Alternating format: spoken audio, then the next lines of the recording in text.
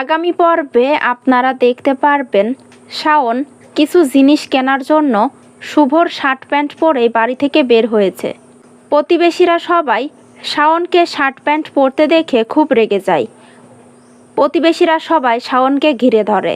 একজন মহিলা শাওনকে বলছে, তোমাদের তো এখনও গাঁটছড়াই খোলা হয়নি, আর তুমি এইভাবে বোরের শার্ট প্যান্ট পরে বাড়ি থেকে বের হয়েছো, তুমি তো পাড়ার মান সম্মানটা একদম ডুবাবে। অন্য একজন মহিলা বলে, আজ এর একটা হেস্তনেস্ত হওয়াই দরকার, এর একটা হেস্তনেস্ত আমরা করেই ছাড়ব। এই বলে সবাই শুভদের বাড়িতে যায়।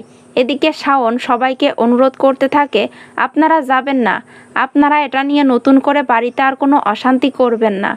কোনো প্রতিবেশী তার কোনো কথা শোনে না। সবাই মিলে শুভদের বাড়িতে চলে আসে। এদিকে দেখা যায় পিসিমণি মেয়েটিকে বলছে, তুমি আজ এটা কী করেছো? আমার ভাই একবার যদি তোমাকে এভাবে নেশাগ্রস্ত অবস্থায় দেখে নেয় তাহলে কি হবে তুমি ভাবতে পারছো? সব কিছু শেষ হয়ে যাবে, আর তোমার গালে কষে একটা থাপ্পড় দেবে, তুমি ওটারই যোগ্য। ম্যাডি তখন প্রচণ্ড রেগে যায় আর পিসিমণির গালে থাপ্পড় বসিয়ে দেয়।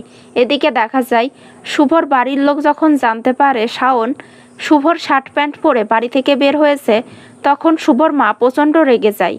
শুভর মা শাওনকে বলে, আমার বাড়িতে তোমার আর কোনো জায়গা নেই, আর এই ব্যাপারে কেউ সুপারিশ করতে এলেও আমি তার কোনো কথাই শুনবো না।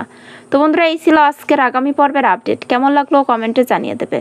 পরবর্তী আপডেট দেখার জন্য চ্যানেলটি সাবস্ক্রাইব করো।